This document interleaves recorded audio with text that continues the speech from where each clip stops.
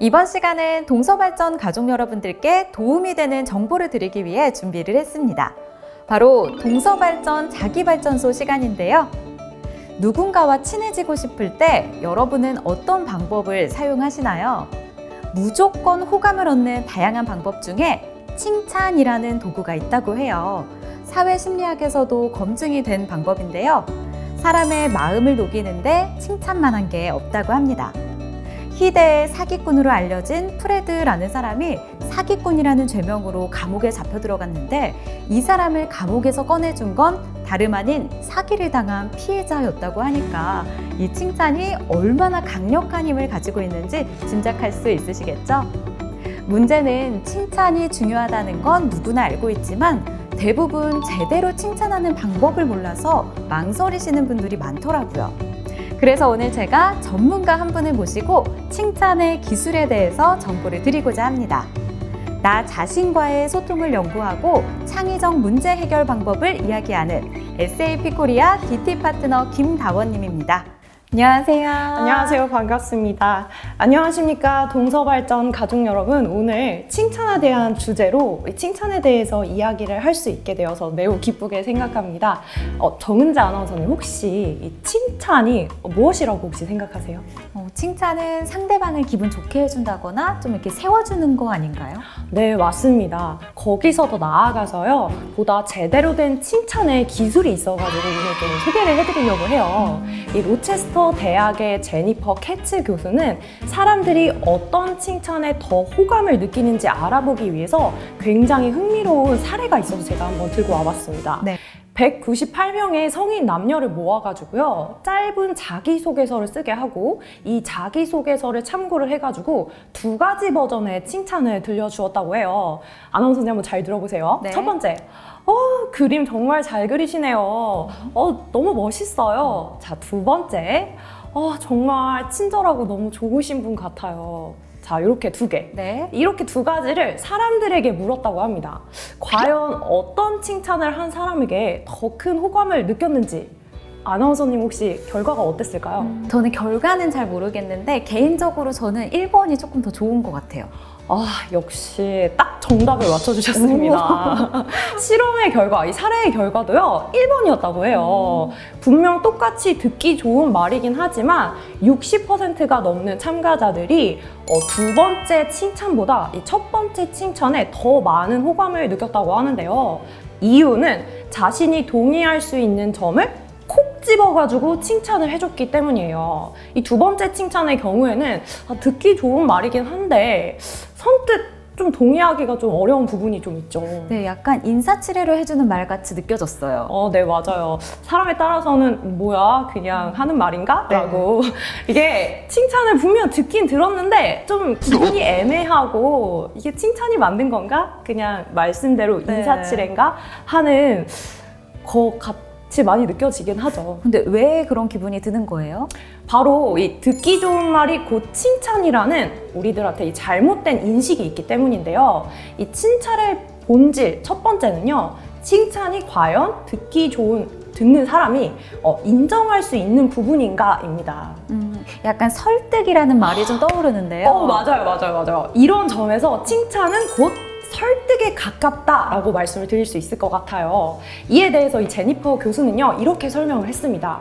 우리는 내가 알고 있는 내 모습을 상대방이 알아봐 줄 때 더 쉽게 공감을 하고 마음을 연다라고 말을 했다고 해요. 심리학에서는 이 부분을 자기 입증 효과라고 하는데요. 칭찬을 할 때에도 마찬가지인 거예요. 맞아. 난 그런 사람이었지. 나에 대해서 정말 저 사람이 관심을 가져주고 알고 하는 말이구나 하면서 납득이 되는 칭찬일수록 그 사람에 대한 신뢰와 호감도가 되게 쉽게 올라간다라는 거죠. 그래서 그런지 어쩐지 저도 이렇게 1번이 좀 이렇게 끌리더라고요. 근데 저도 막상 제대로 된 칭찬을 해주고 싶은데 그 정확한 방법을 몰라서 못할 때가 많았거든요. 걱정 마세요. 제가 오늘 지금부터 일상에서 바로 적용해 보실 수 있는 좋은 칭찬의 3단계를 한번 알려드리려고 합니다. 네. 첫 번째 단계는요, 칭찬의 포인트를 콕 정해주시는 거예요. 상대방의 평소 관심사가 무엇인지, 그리고 어떤 점을 인정받고 싶어 하는지 등을 우리가 미리 알고 그 점을 칭찬을 딱 해주면 받아들이기도 쉽고 뿌듯함까지 느낄 거예요. 예를 들어서 오늘 은재 아나운서님 의상이 굉장히 피부색이 굉장히 잘 받으시는데요. 막 이런 식으로 네. 뭔가 신경 쓴 부분에 대해서 콕 집어서 이제 칭찬해드리는 거죠. 그러니까 예를 들면 운동을 좋아하는 사람한테 너 운동해서 그런지 몸 좀 태가 산다 이런 거 맞나요? 역시 아나운서님은 금방 좀 적용을 하시는 것 같아요. 맞아요. 이 정은재 아나운서님께서 말씀을 하셨던 것처럼 그림을 그리기 좋아하는 사람이라면 혹은 운동을 좋아하는 사람이라면 정말 직접 그리신 거예요? 와, 운동을 많이 하셔서 오태가 사는 거예요? 이런 식의 칭찬, 이 상대방의 관심 분야를 딱딱 짚어주는 거죠.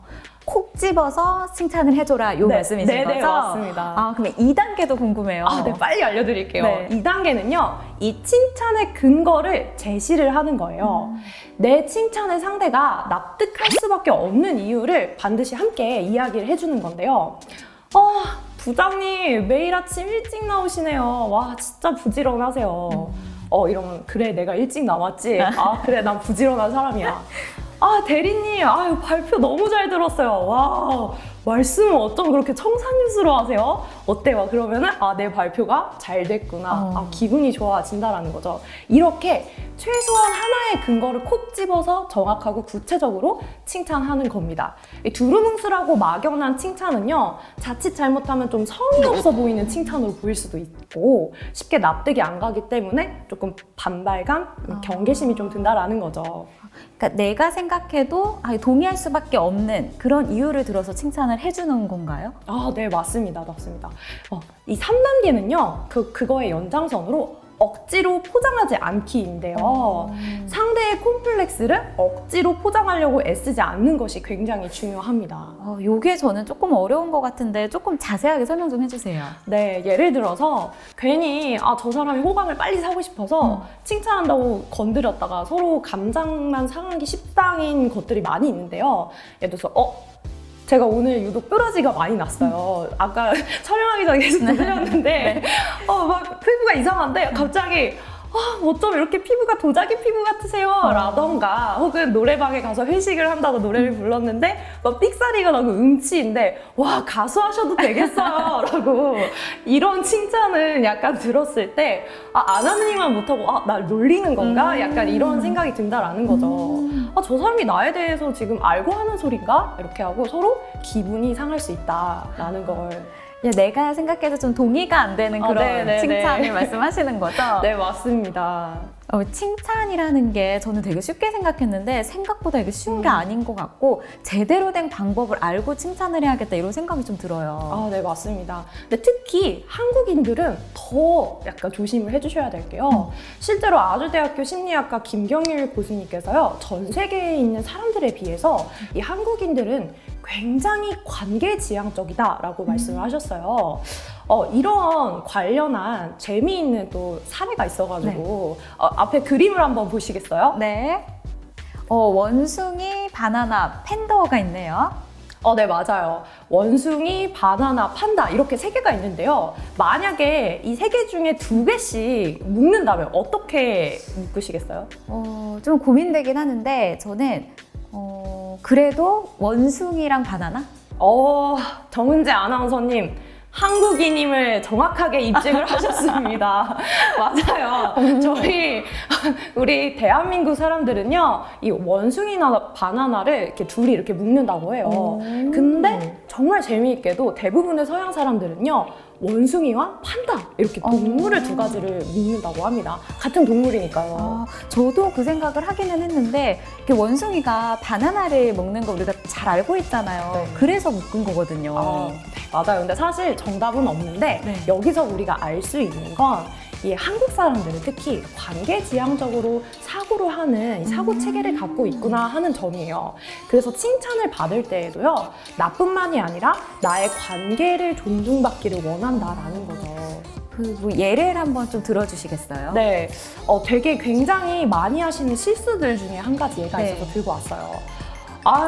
요즘 젊은 친구답지 않게 자네 아주 예의 바르구만. 이게 과연 칭찬일까요? 젊은 친구답지 않게 예의가 바르다. 약간 칭찬은 칭찬인 것 같은데 딱 듣기에는 썩 이렇게 기분이 좋진 않은 왜 찝찝한 마음이 들죠? 네, 맞습니다. 기분이야. 뭔가 칭찬을 분명 받아서 기분이 좋아야 되는데 애매한 기분이 들죠. 왜냐하면요. 그 젊은 친구는 회사가 끝나고 나서 어울리는 사람들도 그리고 나중에 연애를 하실 분도 다 젊은이들과 할 텐데 마치 그 주변 관계가 무시당한 것 같은 느낌을 받는 거라고 하더라고요. 그래서 이 칭찬은 그럼 어떤지 한번 봐주세요. 네. 한번 좋은 예를 한번 말씀드려 볼게요. 네. 아유, 이번에 입사한 젊은 친구들이 이렇게 그렇게 예의 바르다더니 자네가 바로 그 친구구만. 이거는 나도 좀 인정을 받는 네네네. 느낌이고 내 주변 사람들도 인정을 받는 느낌이에요. 네, 맞습니다. 맞습니다. 그래서 칭찬을 할 때에도요, 그리고 칭찬을 받을 때에도 나의 관계를 존중해주는 사람에게 더 호감이 생긴다는 사실을 여러분께서 기억을 해주시면 됩니다. 1단계 칭찬의 포인트를 정하라. 2단계 칭찬의 근거를 제시하라. 3단계 억지로 포장하지 마라. 제가 요거 잘 메모해뒀다가 나중에 써먹도록 하겠습니다. 네. 근데 이게 가족이나 친구 사이에서는 사실 적용을 할 수 있을 것 같은데요. 직장 같은 경우에는 요 칭찬을 했다가는 잘못하면 좀 아첨하는 것 같고 이렇게 느낄까봐 좀 조심스러워요. 네, 맞습니다. 실제로 많은 분들이요, 이 칭찬을 하고 싶은 마음은 굉장히 굴뚝 같은데 바로 이 점 때문에 망설여 하시는 분들이 되게 많은 것 같아요. 그런 분들을 위해서 바로 적용하실 수 있는 방법도 제가 가져와 봤습니다. 특히 이 조직 생활에서 굉장히 유용한데요. 제3자에게 바로 칭찬을 흘리는 거죠. 소위 저희가 뒷담한다라고 이야기를 하잖아요. 그거를 약간 이용을 한 건데요. 안 좋은 뒷담 대신에 굉장히 좋은 칭찬을 제3자들에게 계속 흘리고 다니는 거죠. 칭찬도 이렇게 같은 칭찬이라도 직접 상대방에게 듣는 것보다 여러 사람을 거쳐서 남에게 전해 들으면 그 사람의 칭찬을 좀 더 진심으로 받아들이고 실제로 들었을 때 굉장히 기분이 좋아진다라는 거예요. 아나운서님도 그런 경험 있으시지 않으세요? 맞아요. 이렇게 건너 들었을 때 저 사람이 나를 저 정도로 생각을 했나 하고 더 좋아진 경험이 있었어요. 맞아요. 저 그러면 앞으로 이렇게 호감을 얻고 싶은 사람의 얘기를 뒤에서 좀 칭찬을 많이 하고 네. 다녀야 될 것 같아요. 저희 서로 뒤에서 그럼. 뒷칭찬. 아나운서님 굉장히 충분히 잘하실 수 있을 거라고 생각합니다. 파이팅입니다. 네, 감사합니다. 직장 생활을 하다 보면 누군가와 친해지고 싶을 때가 있죠. 가까워지고 싶고 칭찬해주고 싶은 그런 사람이요. 바로 그럴 때 오늘 자기발전소 코너를 통해 소개해드린 칭찬의 3단계를 기억을 해주세요. 오늘 이 시간이 동서발전 가족분들께 도움이 되었길 바랍니다. 다음 시간에도 동서발전 가족 여러분들을 위해서 알찬 정보 준비하겠습니다.